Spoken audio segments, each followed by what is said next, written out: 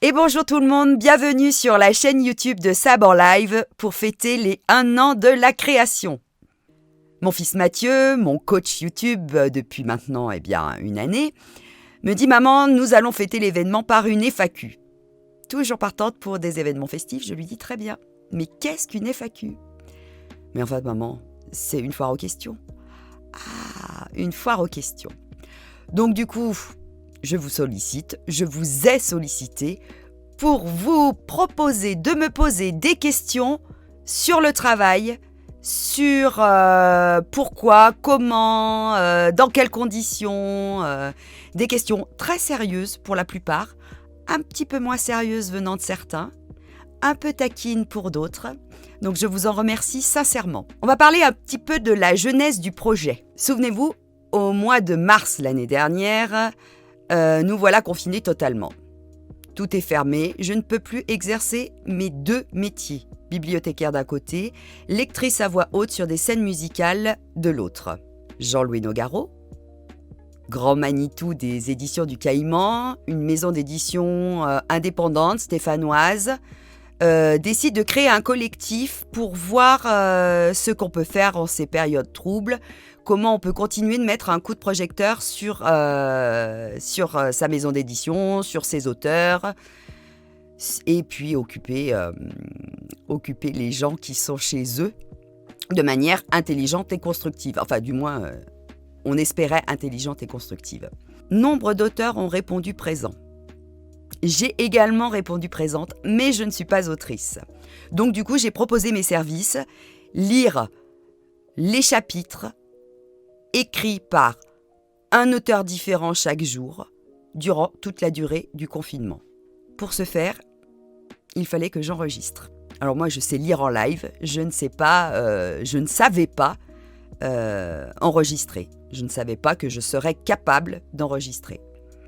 Donc me voilà partie avec mon téléphone portable en guise de micro, ma chambre à coucher en guise de studio d'enregistrement, et 48 jours d'affilée, j'ai enregistré ce fameux roman relais, Les aventures de Diego, maltraité par Julia en ces périodes de confinement.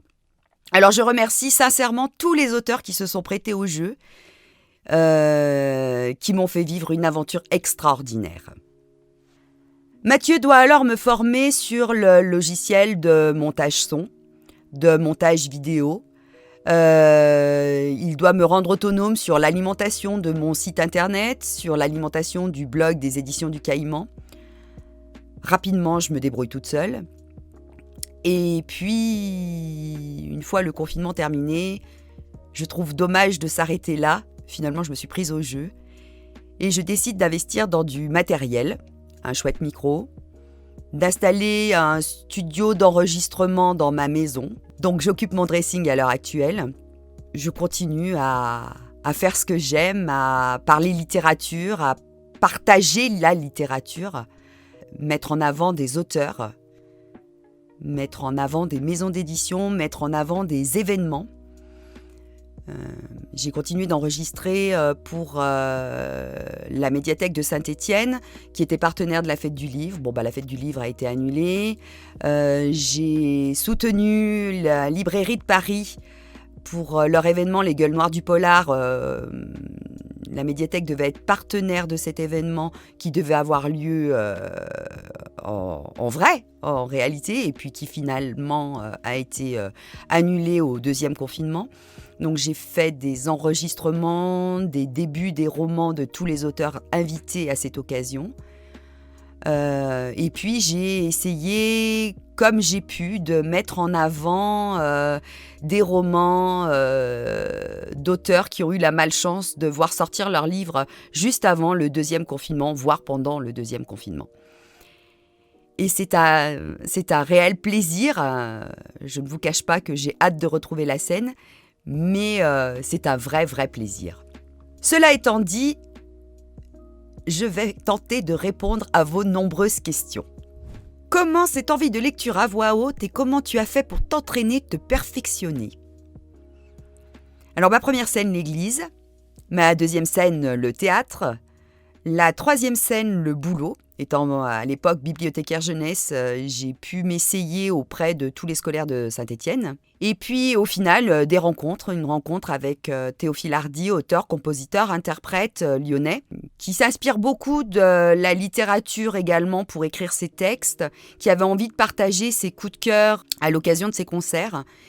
Et après réflexion, en discutant, on se dit mais il y a peut-être quelque chose à faire et nous voilà tous les deux sur scène, lui à interpréter ses compositions, moi à répondre par la littérature sur une thématique commune. As-tu une formation de théâtre ou d'art dramatique ? Alors, j'ai commencé le théâtre à l'âge de 11 ans avec le documentaliste de mon collège. Et puis en fait, j'ai jamais vraiment arrêté, un petit peu quand même quand mes enfants étaient petits parce que je n'arrivais plus à tout mener de front. Et naturellement, je suis passée du théâtre à la lecture à voix haute. Peut-être parce qu'aujourd'hui, je ne saurais plus apprendre un texte de théâtre par cœur. Comment est née cette passion pour la lecture à voix haute ? De quand date-t-elle ? As-tu pris des cours de diction, comédie, autres ? La passion de la lecture à voix haute est née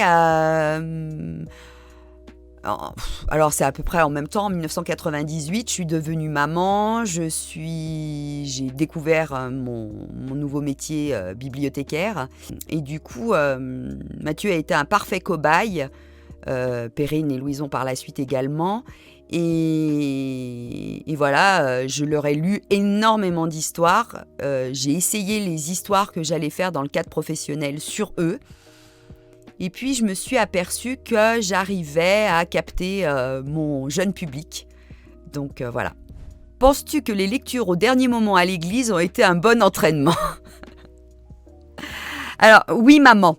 Maman, oui, les lectures à l'église ont été un bon entraînement. Alors, pour la petite histoire, ma maman s'engageait à lire des textes à l'église et quand elle voyait qu'il y avait trop de monde dans l'église, au dernier moment, elle me filait le texte. Donc moi, j'avais une petite dizaine d'années. Et du coup, j'arrivais avec ma jolie robe rouge, mon béret rouge.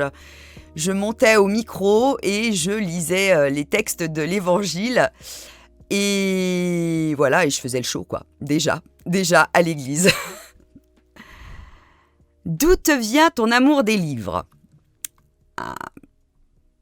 Alors, j'ai commencé à lire relativement tard. J'ai commencé à lire, je devais avoir environ 14 ans. J'ai découvert Émile Zola. Voilà. Et je suis tombée en amour pour Émile Zola, pour son univers. Et puis ensuite, j'ai fait une rencontre. C'est toujours des histoires de rencontres. J'ai rencontré ma prof de français en seconde, mademoiselle Fontanille.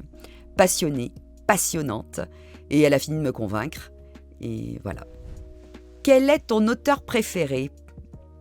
Eh bien, je n'en ai pas. Je suis une polyamoureuse. Comment as-tu découvert ton plus gros coup de cœur littéraire ? Mon plus gros coup de cœur littéraire, en fait, il s'agit de Amin Maalouf avec son roman Les Désorientés. Il y a quelques années, j'étais au poste de retour à la bibliothèque. Et là, j'ai une dame qui me rend un livre et qui me dit « Ça, c'est un livre qui fait du bien, il faut le lire, surtout en ces moments de trouble. » Donc nous étions juste après les événements de Charlie Hebdo.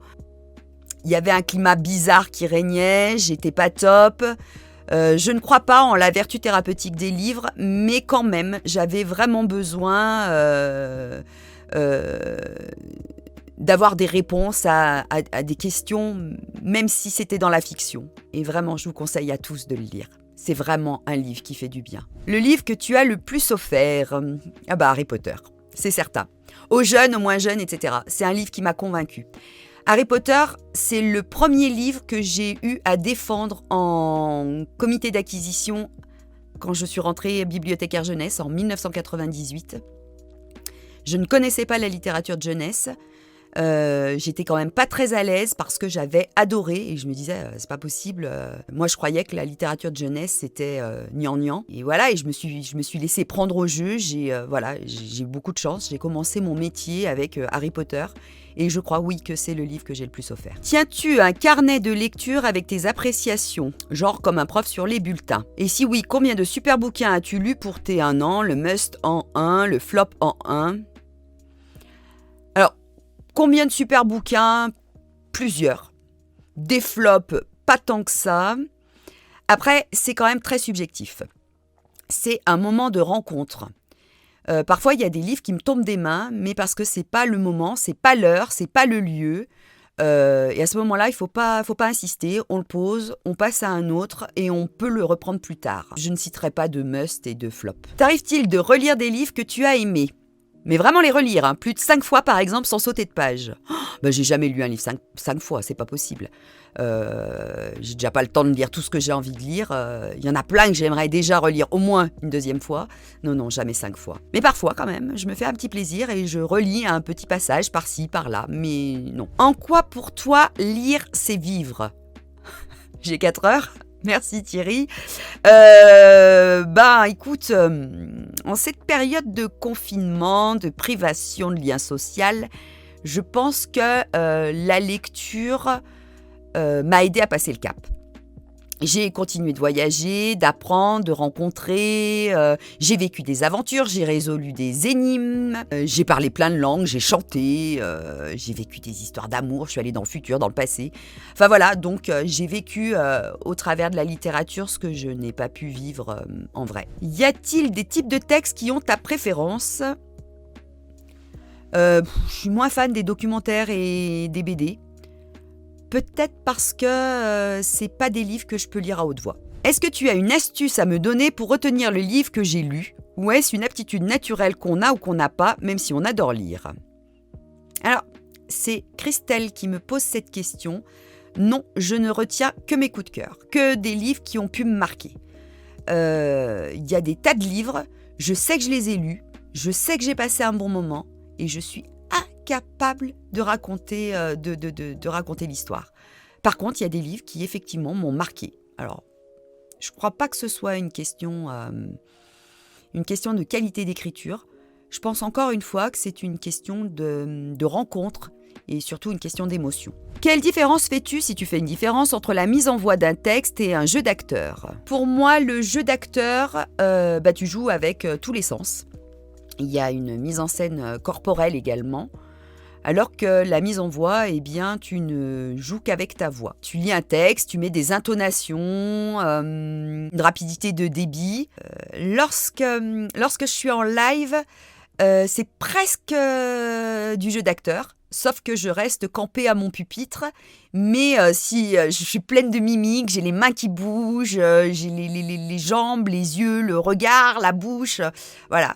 Juste, je suis statique. Comment fais-tu lorsque tu lis un dialogue pour rendre l'échange entre les deux protagonistes aussi limpide? J'essaye de créer une identité aux personnages. Donc, pour moi, ils ont une façon de parler différente. Donc, normalement, on doit pouvoir les reconnaître comme ça. Ça peut être une hauteur de voix, ça peut être un débit. Alors, c'est la même voix, c'est toujours moi qui lis, qui me répond, hein.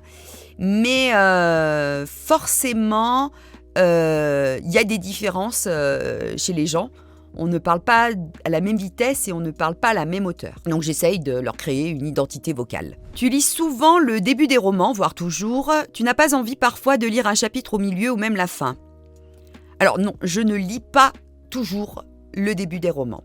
Là, c'était un exercice de mise en bouche. Dans le cadre des Gueules Noires du Polar, c'était un petit peu la condition le contrat qu'on avait passé avec la librairie de Paris, mettre en situation. En plus, je trouve que le polar se prête à ce genre d'exercice, c'est-à-dire qu'on pose l'intrigue et on donne envie de savoir la suite.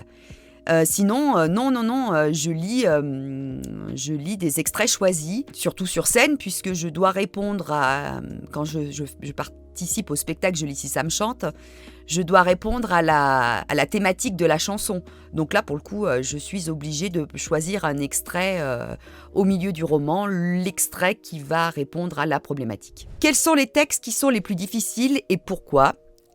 As-tu souvenir d'un qui t'aurait marqué comme particulièrement ardu ? Il y a plusieurs types de textes difficiles. Pour moi, c'est quand il y a un manque de ponctuation. Il y a des livres où il n'y a pas de ponctuation. Dernièrement, j'ai lu le Joseph Pontus à la ligne. Il n'y a pas de ponctuation, c'est un parti pris. Il me laisse la liberté de découper le texte comme je veux. Mais quand l'auteur loupe sa ponctuation, là c'est compliqué parce que du coup je suis obligée moi de faire la propre ponctuation du texte. Sinon j'arrive pas à la fin de la phrase. Ensuite, un texte hyper ardu que d'ailleurs j'ai pas mis en ligne, que j'ai pas fini d'enregistrer. C'est L'île des hommes déchus de Guillaume Audru qui se passe en Écosse et voilà, et trop de noms propres, trop de noms étrangers, trop de noms à consonance étrangère. J'ai galéré et du coup, je l'ai pas mis en ligne. Désolée, Guillaume. Quel genre de texte préfères-tu mettre en voix ? Alors, sans hésiter, ceux qui ont du caractère. Moi, j'aime les engueulades, j'aime les émotions, j'aime rire, j'aime pleurer. Donc oui, s'il y a des émotions, voilà, avec plein de sentiments, des beaux, des mauvais, ouais. Mon texte préféré sur les émotions, c'est un texte que j'ai joué, j'étais en 3e, donc j'avais 14-15 ans, c'était Antigone de Jean Anouilh. Et j'ai eu la chance de jouer Antigone, et la tirade sur le bonheur, voilà quoi, c'était juste magique. Quel sera-t-il mon bonheur ? Quelle femme heureuse deviendra-t-elle la petite Antigone ? Quelle pauvreté faudra-t-il qu'elle fasse elle aussi, jour par jour, pour arracher avec ses dents son petit lambeau de bonheur ? Dites, à qui devra-t-elle mentir ? À qui sourire ? À qui se vendre ? Qui devra-t-elle laisser mourir en détournant le regard ? Bon, c'est juste 4 lignes, hein. Mais tout ce passage-là, pour moi, il est magique. Y a-t-il des textes que tu ne veux ou que tu ne peux pas lire ? Ah oui, ceux qui iraient à l'encontre de mon idéologie. Donc je cite pas les auteurs, ça serait trop d'honneur à leur faire. Existe un texte que tu n'oses pas lire, lequel et pourquoi ? Il n'y a pas de livre que j'ose pas lire à partir du moment où le propos sert l'intrigue. Si c'est de la violence pour de la violence, non, je peux tout lire. Après, il y a des auteurs que je n'aime pas lire. Désolée, je n'aime pas Proust. Lorsque tu tombes sur un texte grossier, vulgaire, enfin que tu n'aimes pas, que les mots ou termes employés te gênent, cela t'est arrivé de renoncer à l'enregistrement de la lecture ? T'es-tu déjà forcé ? Je pense que si le texte me dérange profondément, je ne le lirai pas. Je ne serai pas crédible, je ne servirai pas l'auteur ni le texte. Mais en même temps, jusqu'à présent, c'est moi qui choisis mes textes, donc je fais un peu ce que je veux. Mais quand même, je me souviens d'un texte aux éditions du Caïman, La couleur des âmes mortes de Gilles Caillot. Et là, c'était quand même un grand moment où, à l'occasion d'une fête du livre, je fais des lectures donc, pour les éditions du Caïman et au petit-déj, café dans une main, croissant dans l'autre. Me voilà à me mettre dans la peau d'un tueur d'enfants. Et ouais, c'était quand même assez compliqué, mais bon, le propos servait le texte, donc j'y suis allée. Mais au petit-déj, c'est costaud quand même, c'est costaud. Comment choisis-tu tes romans ? Eh bien, je ne les choisis pas, je les rencontre. Ouais. Je crois encore une fois que même quand un livre arrive dans mes mains, c'est une histoire de rencontre. C'est un titre, un auteur, une couverture, une discussion, un commentaire. En fait, non, je choisis pas les livres. Quel texte as-tu préféré lire et pourquoi ? Ensemble c'est tout avec Théophile Hardy sur le Joli si ça me chante. Voilà, c'est le plus beau moment. Quel livre as-tu préféré lire sur ta chaîne ? Eh bien, le roman relais, 48 chapitres, 48 jours d'affilée.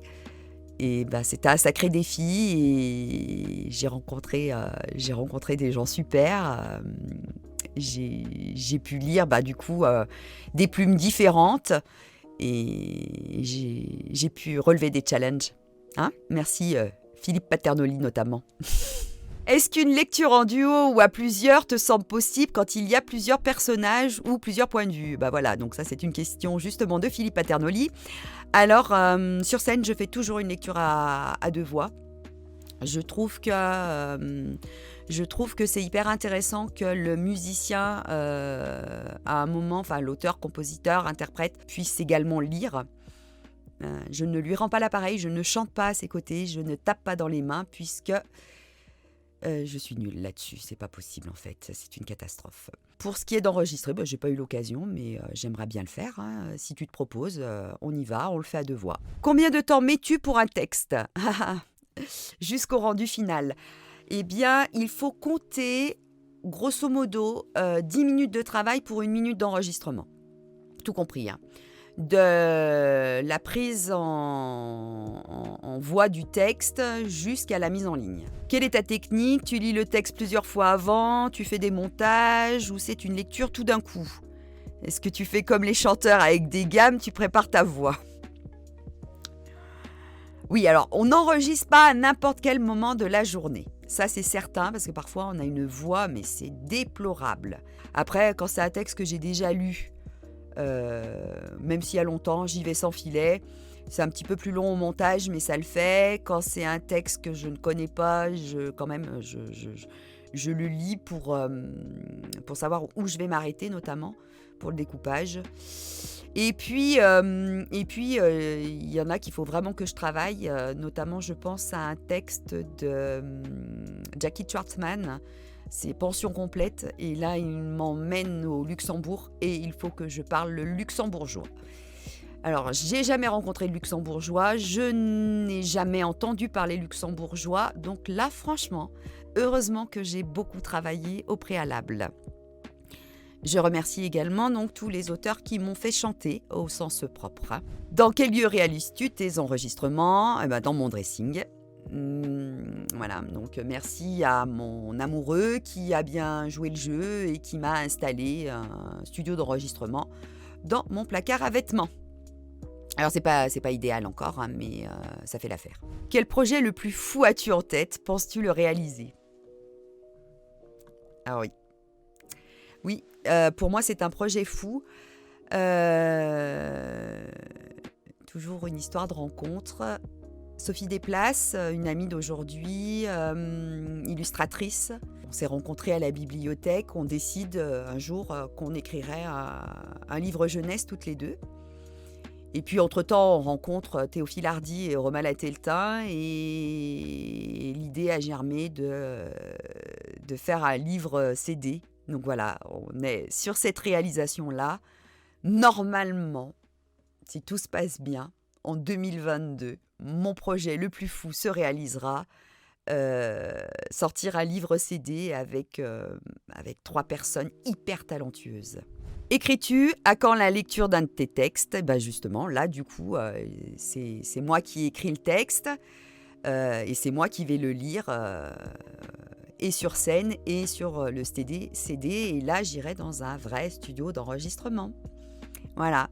Donc ce texte, on peut pour l'instant le retrouver, en retrouver une ébauche sur YouTube. Ça s'appelle Au bout de la rue. J'ai voulu le confronter au public et puis c'était sympa. Donc ça a un peu boosté le projet, quoi. Et dans 1 an ou 5 ans, as-tu d'autres projets ? Écoutez, mon projet le plus fou, c'est déjà pas mal. Après, on verra. Une collaboration rêvée avec qui ? Édouard Baird, sans hésiter. La voix, la prestance, le talent. Cap de lire de la BD ? Non. L'image raconte trop de choses et le texte n'est pas suffisant. Dans la vie et en dehors de ces mises en voix, quelle lectrice es-tu ? Bah écoutez, de la lecture ado, de la dystopie, du fantastique, de la SF. En fait, je ne lisais pas de polar avant de rencontrer les éditions du Caïman. Dans la vie, je ne lis pas de polar. Enfin, maintenant, si. Parce que vous êtes toujours de bonne humeur et pleine d'entrain, ma question est donc, quelle est votre recette ? Alors, Annie, c'est parce que vous me voyez dans l'exercice de mes fonctions. En réalité, je suis déjà pas toujours de bonne humeur. Hein. Mon quotidien, enfin, les gens qui vivent avec moi au quotidien pourraient vous le dire. Mais quand même, je suis une amoureuse de la vie. J'aime partager, j'aime rencontrer, j'aime rendre service. Et quand on se voit, Annie, on se voit à la bibliothèque. Et là, je ne peux pas être de mauvaise humeur non plus. Hein. Comment fais-tu pour être aussi gentille, patiente et talentueuse ? Alors ça, c'est une question de belle maman qui doit un petit peu se moquer de moi parce qu'elle sait que je ne suis pas toujours très gentille. Je peux être parfois très dure, que je ne suis absolument pas patiente, mais alors vraiment pas, et talentueuse et encore du chemin. Mais merci Marie-France quand même pour la question. Plutôt Marlène Jobert ou Guillaume Gallienne ? Marlène Jobert, sans hésiter. Elle m'a sauvé mes nuits. Voilà, mon petit dernier étant insomniaque, j'avais beau lui lire des histoires, et au bout d'un moment, moi, j'en pouvais plus. Et Marlène Jobert prenait très, très, très bien le relais. Donc, Marlène Jobert. Comment arrives-tu à gérer tous les accents dans les textes ? Serais-tu polyglotte ? Oh, c'est pas beau de se moquer. Je suis affreusement mauvaise en anglais et tout le monde se moque de mon accent. Donc non, je ne suis pas polyglotte, Morgane. Et j'arrive pas à apprendre tous les accents. C'est beaucoup de travail. Voilà. Peux-tu nous raconter ton enregistrement du chapitre du roman relais où l'auteur te faisait chanter au sens propre ? Ok, alors ça c'est une vilaine question. Alors on va encore parler de Philippe Paternoli parce que quand même, il m'avait mis un challenge. J'ai dû jouer le jukebox pendant tout un chapitre, enfin une grosse partie du chapitre.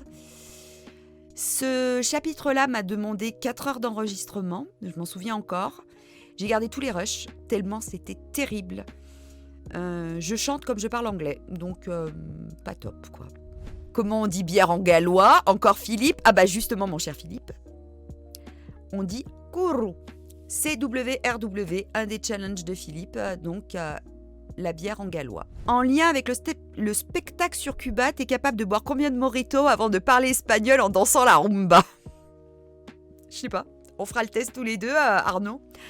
Donc avec Arnaud Rodamel, photographe, on monte un spectacle sur Cuba. Lui est parti à Cuba, a fait de la street photographie. Moi, je raconte Cuba à travers la littérature. Donc ce spectacle aurait dû être joué maintenant il y a un an, au mois de mars l'année dernière.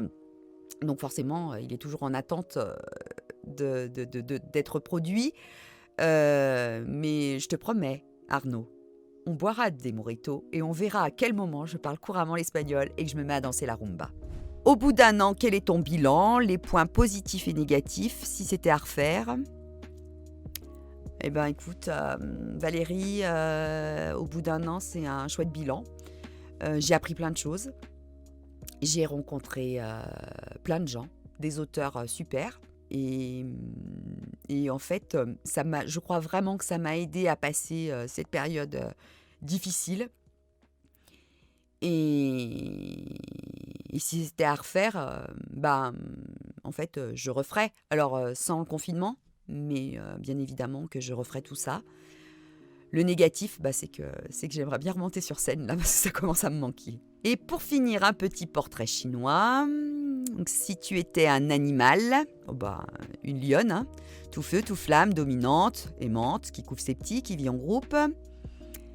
Si tu étais une fleur, un coquelicot. Le coquelicot est également nommé le pavot sauvage. Vous en faites ce que vous en voulez. Et si tu étais un livre ?